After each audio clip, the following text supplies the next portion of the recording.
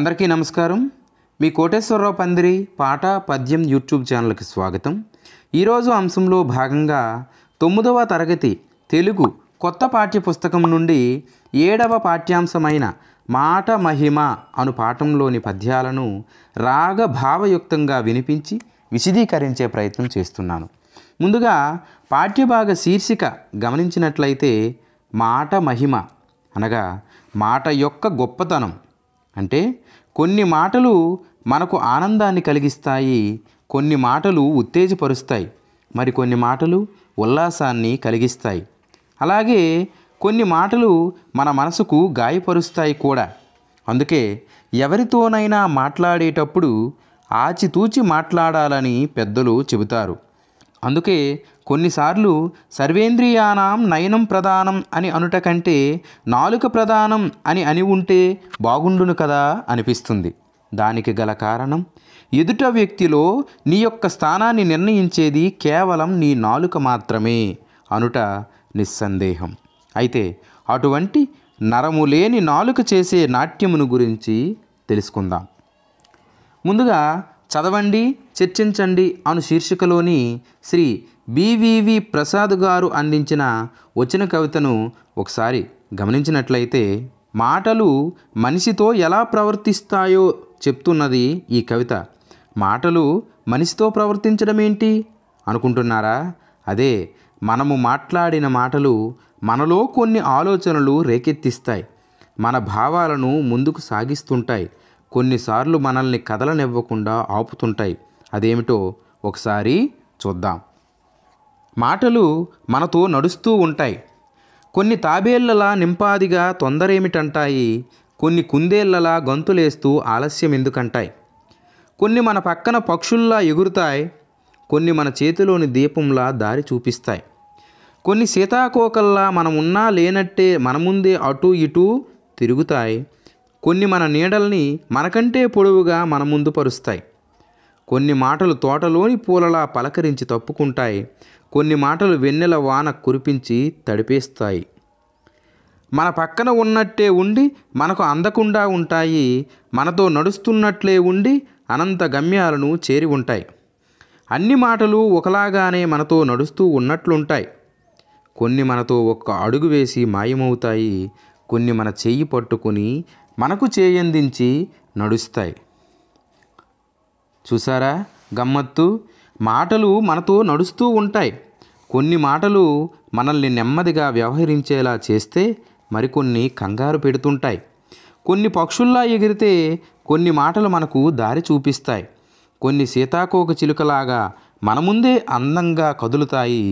కొన్ని తోటలోని పువ్వుల వలె పలకరిస్తే కొన్ని చల్లని వెన్నెలను కురిపించి మనసుకు ఆనందాన్నిస్తాయి.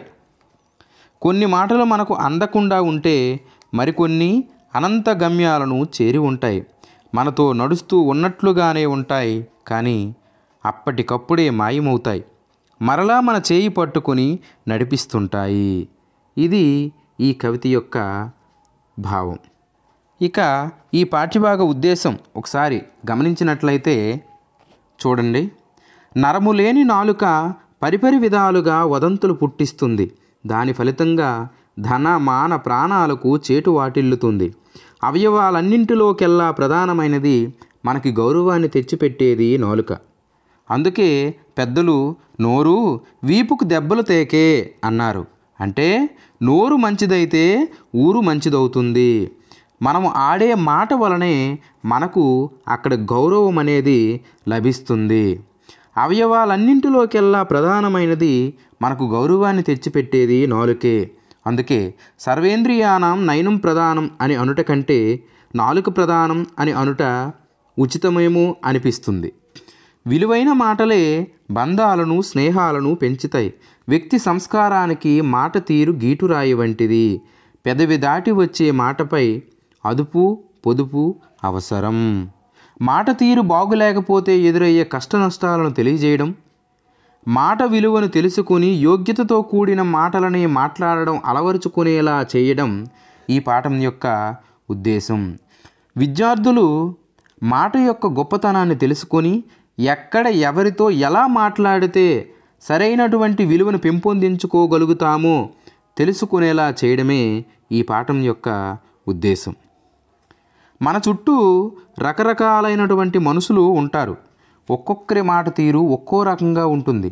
కొందరి మాటలు ప్రేమను పంచితే మరికొందరి మాటలు మనసును ముక్కలు చేస్తాయి. కొందరి మాటలు ధైర్యాన్ని నింపితే మరికొందరి మాటలు పిరికితనాన్ని నూరుపోస్తాయి. నాలుకను అదుపులో ఉంచుకొని మాట్లాడే స్వభావాన్ని పెంపొందించుకోవడం ఎంత అవసరమో, మోసపు మాటల మాయలో పడకుండా జాగరూకతతో ఉండడం కూడా అంతే అవసరం. ఇక కొలకలూరి స్వరూపారాణి గారు అందించినటువంటి మాట మహిమ అను పాఠ్యభాగంలోని పద్యాలను ఒకసారి గమనించినట్లయితే, ఎక్కడే మహాత్ముండు పుట్టించెనో, ఎక్కడే మహాత్ముండు పుట్టించెనో వదంతి, నిమిషాన నది పెద్దదంతి ఓలే, బలిసి దిగ్దిగంతాలకు పయనమగును, నడలలో రాజసంబుట్టి పడుచునుండా. ఎక్కడే మహాత్ముండు పుట్టించెనో వదంతి, ఎక్కడ ఎక్కడ ఏ మహాత్ముండు, ఏ మహానుభావుడో, ఎక్కడ ఏ మహానుభావుడో పుట్టించెనో వదంతి, ఈ పుకార్లను, వదంతి అనగా పుకార్లు పుట్టించెనో, ఉద్భవించేలా చేశాడో, కానీ నిమిషాన క్షణంలో అది పెద్ద దంతి ఓలే, పెద్ద ఏనుగు వలె బలిసి పెరిగిపోయి దిగ్దిగంతాలకు, దిగ్దిగంతాలకు అంటే దిక్కుల చివరి వరకు పైన మగును వెళ్ళిపోతుంది. నడలలో రాజసంబు, నడకలో రాజసం ఉట్టిపడుచుండా కనిపించేలాగా. ఎక్కడ ఏ మహానుభావుడు ఉన్నవి లేనివి కలిపి వదంతులను, పుకార్లను పుట్టిస్తాడో తెలియదు, కానీ ఆ పుకారు పెద్ద ఏనుగులా బలిసి కొండల ఎంతో రాజసంతో ఆకాశమంత ఎత్తు ఎదుగుతుంది. అంటే పుకార్లు ఎవరు ఎక్కడ పుట్టిస్తారో తెలియదు, కానీ అవి చాలా కొద్ది కాలంలోనే నిజానిజాలతో పని లేకుండానే నలుదిక్కులా వ్యాపిస్తాయి అని ఈ పద్యం యొక్క భావం. ఇక రెండవ పద్యాన్ని చూసినట్లయితే, నరములేనిది నాలుక తిరుగుచుండు, ఇచ్చ వచ్చిన రీతిగా ఇచ్చకాలం, చిచ్చు రగిలించుచును దీని మచ్చమాయ, పచ్చనౌ కాపురాల నిప్పచ్చరముగా, పచ్చనౌ కాపురాల నిప్పచ్చరముగా. నరములేనిది నాలుక తిరుగుచుండు, నరములేనిది నాలుక, నాలుకకు నరం ఉండదు, అది ఎటు పడితే అటు కదులుతుందన్నమాట. అంటే ఇచ్చ వచ్చిన రీతిగా తన ఇష్టానుసారంగా తిరుగుచుండు అంటే మాట్లాడుతుంది. నరము లేనిది నాలుక తిరుగుచుండు ఇచ్చ వచ్చిన రీతిగా అంటే నరము లేనటువంటి ఈ నాలుక తన ఇష్టానుసారంగా మాట్లాడుతుంది. ఇచ్చకాల చిచ్చు, ముఖప్రీతి మాటలనడి చిచ్చును, దీని మచ్చమాయ, ఈ మాటలకు ఉన్నటువంటి చెడ్డతనం, పచ్చనవు కాపురాలు, పచ్చనైనటువంటి కాపురాలు నిప్పచ్చరముగా నశించిపోతాయి. నరము లేనటువంటి నాలుక ఇష్టం వచ్చిన రీతిగా మాట్లాడుతుంది. అట్లా ముందు వెనక ఆలోచించకుండా మాట్లాడిన మాట పచ్చని కాపురాల్లో చిచ్చు రేపుతుంది. అంటే ఆలోచన లేకుండా మాటలు మాట్లాడితే మనసు విరిగిపోయి కుటుంబాలే నాశనమవుతాయి అని ఈ పద్యం యొక్క భావం. ఇక మూడవ పద్యాన్ని గమనించినట్లయితే, సిరి ప్రవర్తిల్లుచుండును జిహ్వ కొలది, సిరి ప్రవర్తిల్లుచుండును జిహ్వ కొలది, ఏతదాదీన మొగుచు స్నేహితము నడుచు, దాననే బంధనము ప్రాణహాని ధ్రువము, కనపడని కర్ణధారి కుంభినికి నాల్క, కనపడని కర్ణధారి కుంభినికి నాల్క. సిరి ప్రవర్తిల్లుచుండు, సిరి ప్రవర్తిల్లుచుండును జిహ్వ కొలది, జిహ్వ కొలది అంటే మంచి మాటలు మాట్లాడిన కొద్దీ సిరి ప్రవర్తిల్లుచుండును, లక్ష్మీదేవి అనగా సంపద కలిసి వస్తుంది. అదే ఆ మాట తీరు సరిగా లేకపోతే లక్ష్మీదేవి ఉండదు. అలాగే ఏతదాధీన మగుచు మాట తీరులను అనుసరించే మాట తీరు బాగుంటేనే స్నేహితము నడుచు స్నేహితుల సంఖ్య పెరుగుతుంది.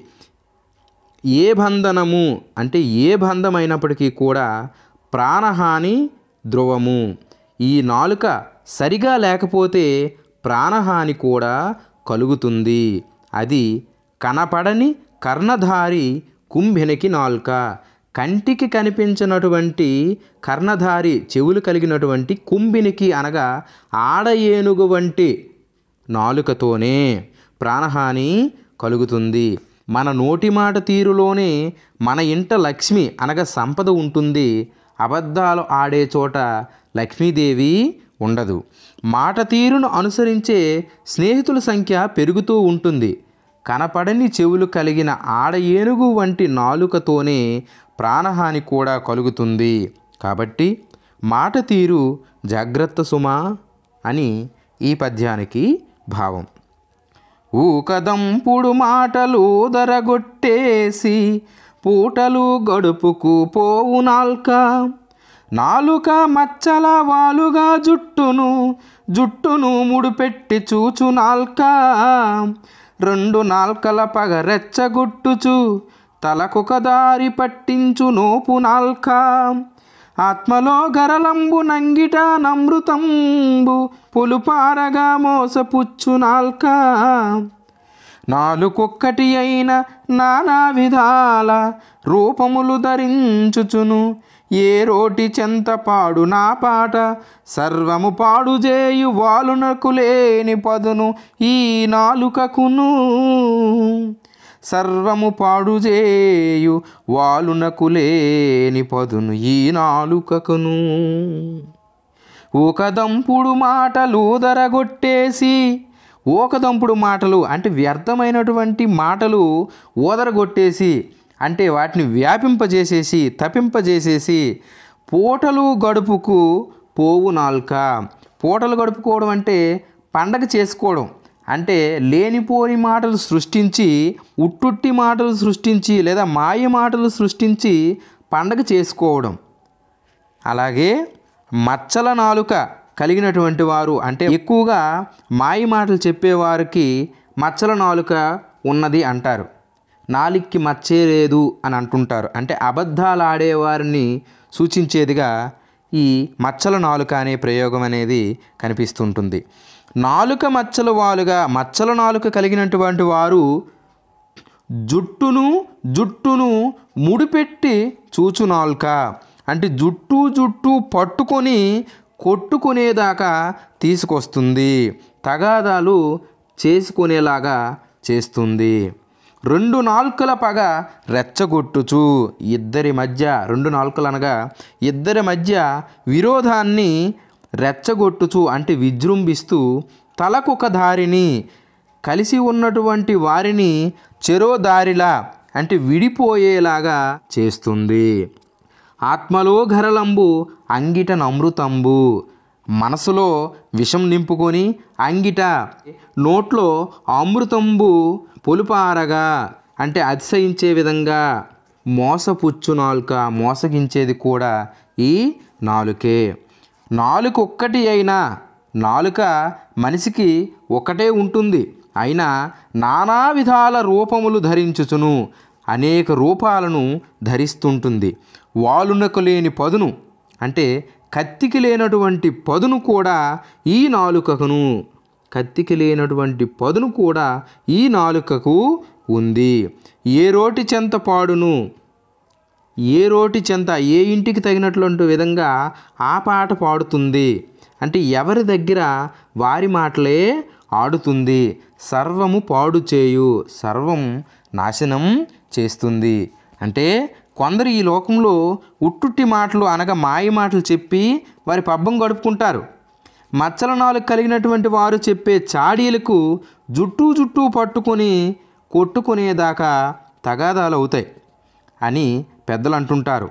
అప్పటికప్పుడే మాటలు మార్చే మనిషి జట్టుగా ఉన్నవారు తలా ఒక దారిగా విడిపోయేటట్లు రెచ్చగొట్టి మాట్లాడుతాడు. మనసు నిండా విషాన్ని నింపుకొని తీయని మోసకారి మాటలు పలికి ఎదుటివారిని నాశనం కూడా చేస్తారు. ఒక్కో మనిషి దగ్గర ఒక్కో విధంగా మాట్లాడేవారు ఉంటారు. అట్లాంటి వారు ఎన్నో రకాలుగా మాటలు మార్చి అన్ని పనులను పాడు చేస్తుంటారు. కత్తికి లేని పదును ఈ నాలుకకు ఉంటుంది. అటువంటి వారికి దూరంగా ఉండాలి, లేకపోతే మనకే నష్టం అని ఈ పద్యం యొక్క భావం. ఇక 5వ పద్యం.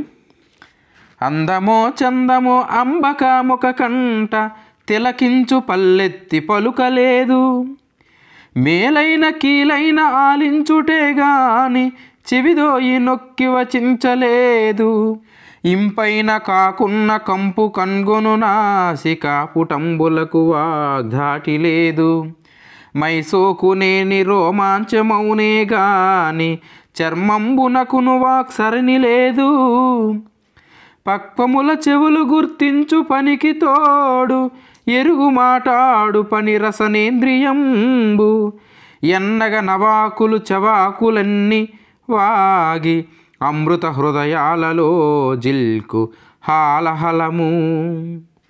అందమో చందమో అంబకాముక కంట. అందచందాలతో ఉన్నటువంటి అంబకము అనగా కన్ను ఒక కంట తిలకించు, ఒకవైపు చూస్తుంది, కానీ పల్లెత్తి పలుకలేదు, పల్లెత్తి మాట్లాడలేదు. మేలైన కీలైన ఆలించుటే గాని, మేలైన అంటే అది మంచిదైనా, కీలైనా కాకున్నా, ఆలించుటే గాని వినడమే తప్ప చెవిదోయి నొక్కి వచించలేదు. చెవుల జంట అనేది ఒక్కా నుంచి ఖచ్చితంగా చెప్పలేదు. ఇంపైన కాకున్నా, మాధుర్యమైన కాకపోయినా కంపు కన్గొను నాసికము, వాసన పసిగట్టగల నాసికము అనగా ముక్కుకు వాగ్ధాటి లేదు, మాట్లాడే మాటల ప్రవాహం అనేది లేదు.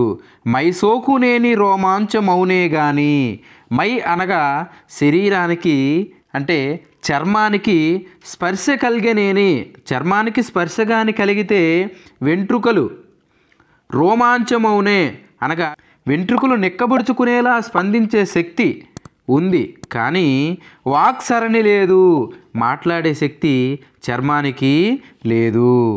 పక్వముల చెవులు గుర్తించు పనికి తోడు, రకరకాల ఆహార పదార్థాలను రుచి చూసే పనితో పాటు ఎరుగు మాటాడు పని రసనేంద్రియంబు, అంటే ఏది మంచో ఏది చెడో తెలుసుకొని మాట్లాడే పని రసనేంద్రియంబు నాలుకది.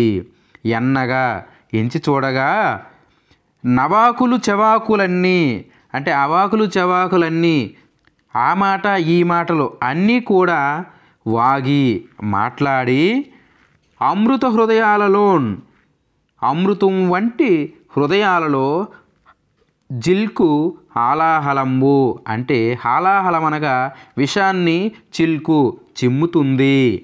అందచందాలతో ఉన్న కన్ను చూడగలదే కానీ పల్లెత్తి మాట్లాడలేదు.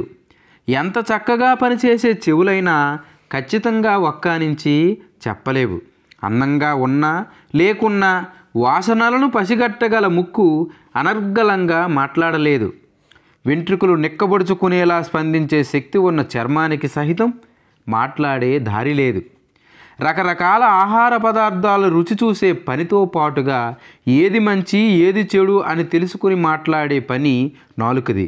కానీ కొందరి నోరు పాములు పుట్టగా మారి అవాకులు చవాకులు మాట్లాడుతుంది, అమృత హృదయాలలో విషాన్ని చిమ్ముతుంది. అంటే కొందరి మాట తీరు అంత కఠినంగా విషం కంటే హానికరంగా ఉంటుంది అని ఈ పద్యం యొక్క భావం. ఇక 6వ పద్యం. మదిని పొదలెడు తలపుల వెదురు మలచి బుట్టలల్లి దుర్బలులజే కొట్టునందు గుట్టుగా సత్యమును దాచిపెట్టగలడు వహ్వా మాటలి మేదరి జిహ్వగాడు, మాటల మేదరి జిహ్వగాడు. మదిని పొదలెడు తలపుల, మదిని అంటే మనస్సులో, పొదలెడు పుట్టినటువంటి తలపుల వెదురు ఆలోచనలనే వెదురుని మలచి బుట్టలల్లి బుట్టలుగా మార్చి అల్లి దుర్బలుల బలహీనులను జోకొడుతుంది. అందు ఆ బుట్టలో గుట్టుగా రహస్యంగా సత్యమును దాచిపెట్టగలడు. సత్యమును నిజాన్ని దాచిపెడుతుంది. వహ్వా ఆహా మాటల మేదరి జిహ్వగాడు అనగా నాలుక మాటలనడి మేదరి వంటివాడు అని అర్థం. ఆహా ఈ నాలుక చెడు ఆలోచనలనే వెదురు బుట్టను అల్లి అందులో మోసకారి మాటలతో బలహీనులను చక్కగా పడుకోబెట్టి, అంటే ఈ బలహీనులను చిన్నపిల్లలు చేసి చక్కగా జోకొడుతుంది. చాలా రహస్యంగా సత్యాన్ని దాచిపెట్టేస్తుంది.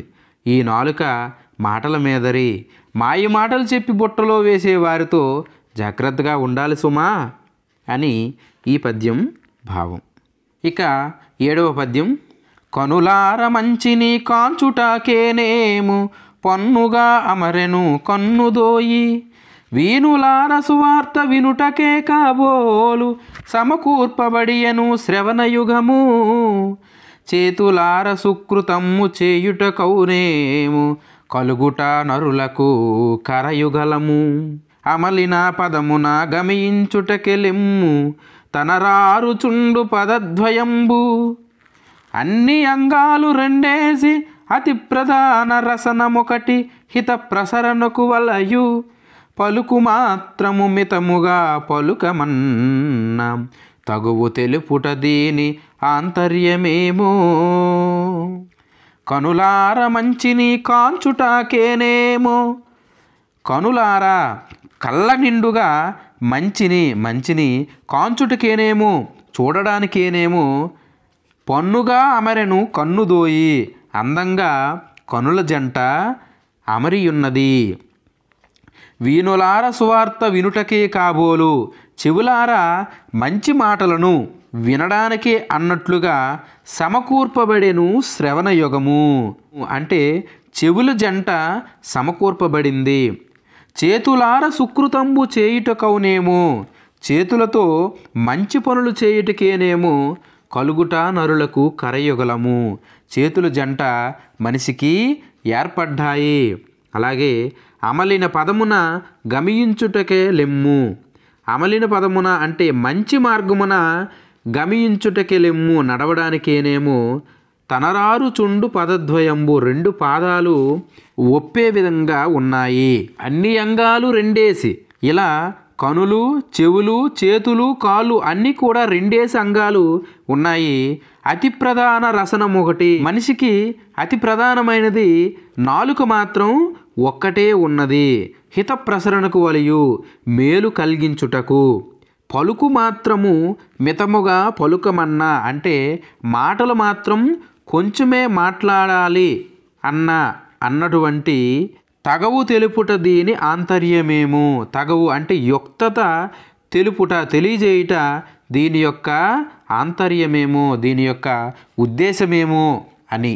కళ్ళు నిండుగా మంచిని చూడడానికి మాత్రమే రెండు కళ్ళు ఉన్నాయి, మంచి మాటలు వినడం కోసమే రెండు చెవులు ఉన్నాయి, తనివి తీరా మంచి పనులు చేయడానికే బహుశా మానవులకు రెండు చేతులు ఉన్నాయి, సన్మార్గంలో నడవడానికేనేమో మానవ జాతికి రెండు కాళ్ళు ఉన్నాయి. ఇలా అన్ని అంగాలు రెండేసి ఉన్నా నాలుక మాత్రం ఒక్కటే ఉన్నది. ఎంతో ముఖ్యమైన ఈ నాలుకను ఉపయోగించి మంచిని పెంపొందించాలి. నాలుకను మితంగా వాడాలి, అంటే అవసరమైనప్పుడు మాత్రమే మాట్లాడాలి, కానీ లేనిపోని తగువులకు వాడరాదు అని ఈ పద్యం యొక్క భావం. ఇక 8వ పద్యం. ఒక్క నాలుక దాటికి ఉర్వియల్లా గింగిరాలెత్తు చెలరేగి గంగవెర్రి, అవియు రెండున్న అయ్యారే అడుగవలనే తలకు మాసిన తద్దాని తస్సదీయా. ఒక్క నాలుక దాటికి యుర్వియల్లా, ఒక్క నాలుక ధాటికి అంటే ఒకే ఒక్క నాలుక యొక్క ప్రతాపానికే ఉర్వియల్లా ఈ ప్రపంచం మొత్తం గింగిరాలెత్తు అంటే గిరగిరా తిరుగుచున్నది, చెలరేగి గంగవెర్రి విజృంభించి గంగవెర్రులెత్తుతున్నది.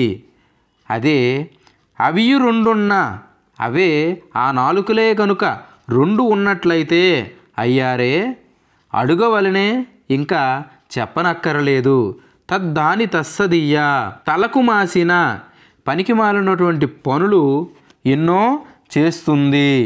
ఒక్కొక్కరి మాట తీరులో ఈ ప్రపంచం మొత్తం గంగ వెర్రులెత్తి గింగిరాలు తిరుగుతుంది, అంటే అతలాకుతలం అయిపోతుంది. అట్లాంటి చెడు స్వభావం ఉన్నవారికి ఒకవేళ 2 నాలుకలు ఉంటే ఇక పరిస్థితి చెప్పనక్కరలేదు. కాబట్టి అలాంటి వారికి దూరంగా ఉండాలి. మాటలు మార్చి తగువులు పెట్టే వారితో ప్రమాదం అని తెలుసుకోవాలి అని ఈ పద్యం యొక్క భావం. ఇక 9వ పద్యం. 2 చేతులు కలిగియు రిత్తబడును, చిక్కులంబడు వారికి చేయినిడగా, ఒక్క నాల్క ప్రయోగించి ఉసురుదీయు, చిత్రమయ్యడు నాలుక చేవగనినా, చిత్రమయ్యడు నాలుక చేవగనినా. 2 చేతులు కలిగియు రిత్తబడును, 2 చేతులు కలిగియు, 2 చేతులు ఉన్నప్పటికీ రిత్తబడును, శూన్యమగును, చిక్కులంబడు వారికి చేయనిడగా. ఆపదలో ఉన్నవారికి సాయం చేయాలనుకుంటే 2 చేతులు ఉన్నప్పటికీ కూడా ఒక్కోసారి ఉపయోగం లేకుండా పోతుంది. కానీ ఒక్క నాలుక ప్రయోగించి, నోట్లో ఉన్నటువంటి ఒక్క నాలుకతోనే ఉసురుదీయు, ఒక్కోసారి నోట్లో ఉన్నటువంటి ఒక్క నాలుకతోనే ప్రాణం తీస్తుంది.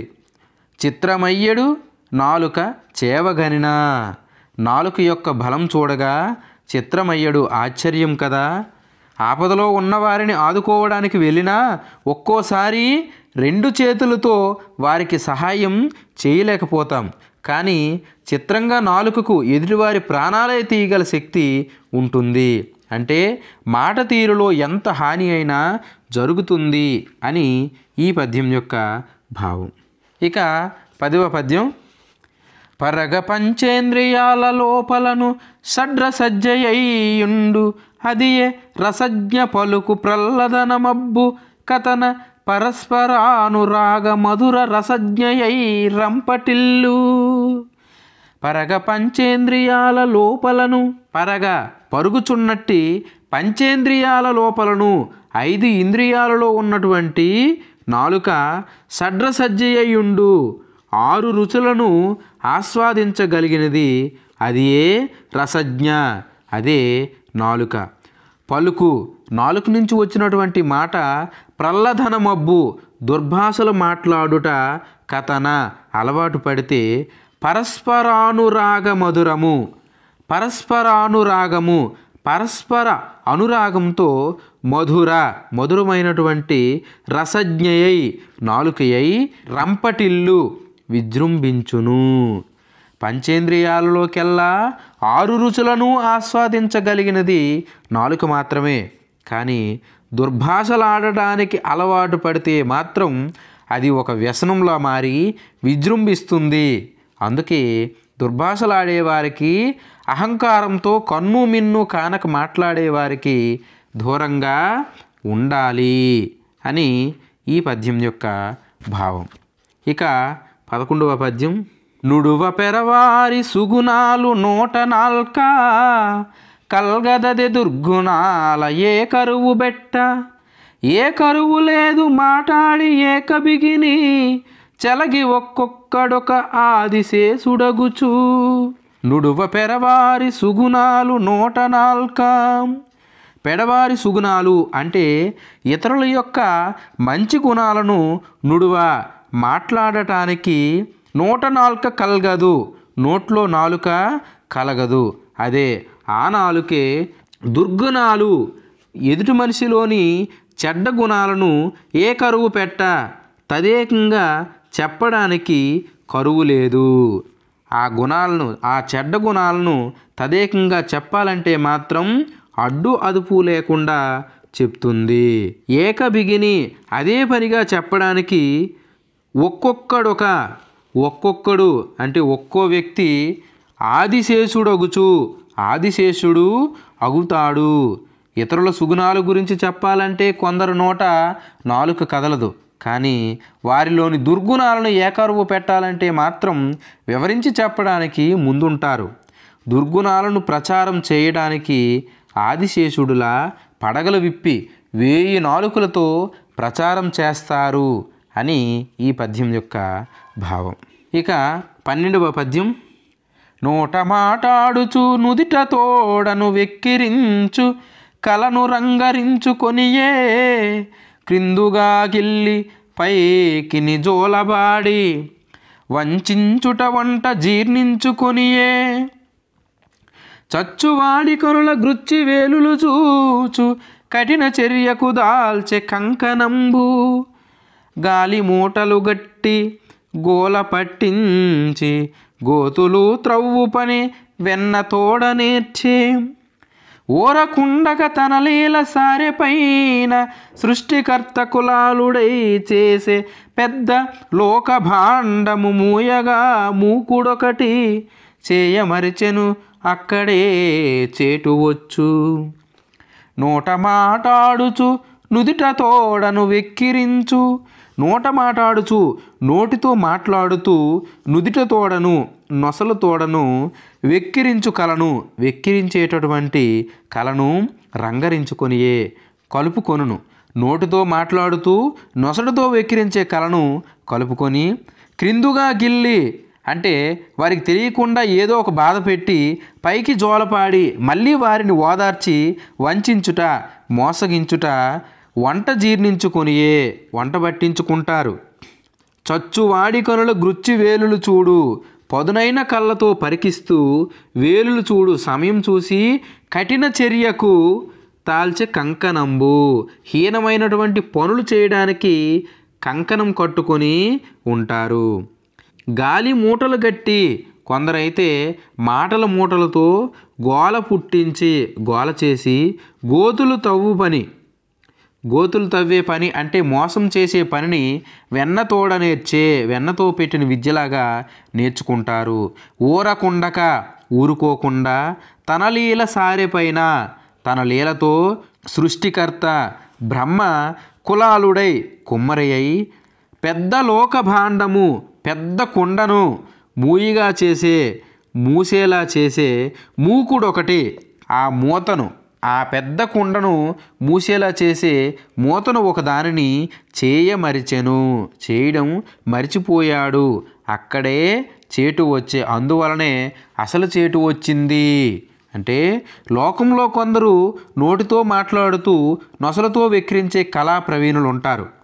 పక్కవారిని కావాలని బాధపెట్టి మళ్ళీ ఓదార్చే విపరీతమైన స్వభావాన్ని వంటబట్టించుకుంటారు. పదునైన కళ్ళలో పరికిస్తూ ఎటువంటి హీనమైన పనులు చేయడానికైనా కంకణం కట్టుకొని ఉంటారు. కొందరైతే మాటలతో గోల చేసి గోతులు తీసేందుకు అన్వేషిస్తుంటారు. అంటే మోసం చేయడం వారికి వెన్నతో పెట్టినటువంటి విద్య అని చెప్పవచ్చును. ఇక 13వ పద్యం. కర్మజాలకలో గుట్టు కాస్త బయటపడినదా లేదు వేరు వ్యాపనము ప్రజకు జీతభత్యాలు లేకున్న చిత్తశుద్ధి చెడని ఉద్యోగులై సేవ చేయుచుండ్రు. కర్మజాలకలో గుట్టు కాస్త బయటపడినదా. కర్మకాలి లోగుట్టు కాస్త రహస్యం ఏదైనా మనకు ఉన్నటువంటిది పొరపాటున బయటపడినదా. పొరపాటున ఏదైనా మన రహస్యం బయటపడిందా. లేదు వేరు వ్యాపనము ప్రజకు వారికి ఇంకా వేరే వ్యాపకం అనేది ఉండదు. వీరి యొక్క విషయాలను బయట అస్తమాను ప్రచారం చేస్తూ ఉండడమే వారి పనిగా పెట్టుకుంటారు. జీతభత్యాలు లేకున్నా దానికి ఎవరూ జీతభత్యాలు ఇవ్వకపోయినా చిత్తశుద్ధి చెడని పవిత్రమైనటువంటి మనసు చెడకుండా కూడా ఉద్యోగస్తులై సేవ చేయుచుంద్రు. ఈ రహస్యాన్ని వ్యాపింపజేసే పనిలో ఉంటారు. కర్మకాలి ఏ మనిషి గురించిన రహస్యం ఏదైనా బయటపడిందో ఈ ప్రజలు ఎంతో చిత్తశుద్ధి అంకితభావం కలిగిన ఉద్యోగుల్లా పనిచేసి చిలువలు పలువలు చేసి ప్రచారం చేసే సేవను ప్రదర్శిస్తారు. ఇతరుల రహస్యాలను ఎందరితో చాటింపు వేసే సేవను బహుబాగా చేస్తారు. అంటే మనకు సంబంధించిన రహస్యాలను నలుగురికి చెప్పేవారితో జాగరూకులై ఉండాలి. మన యొక్క రహస్యాలు ఎప్పటికీ కూడా బయటపడకుండా ఉండవలసినటువంటి అవసరం ఎంతైనా ఉంది అని ఈ పద్యం యొక్క భావం. ఇక చివరి పద్యం. మంచికి లేదు పవమాన మానసములా చెలగదా వేగమొక గృహఛిద్రమైన ఎన్ని రెక్కల నెగయునో ఏముగాని పెదవి దాటినదా ఎంక పృథివి దాటు. మంచికి లేదు పవమాన మానసముల చెలగదా వేగముక గృహఛిద్రమైన ఎన్ని రెక్కల నెగయునో ఏమోగాని పెదవి దాటినదా ఎంక పృథివి దాటు. మంచికి లేదు, మంచి మాటలకు లేదు. పవమాన మానసములు వాయువు మనసు కన్నా వేగంగా చెలగదా విజృంభిస్తుంది. ఒక గృహఛిద్రమైన ఇంటిలో ఉన్నటువంటి ఈతి బాధలు ఎన్ని రెక్కలను ఎన్ని విధాలుగానో ఎగయును, పైకి లేచును.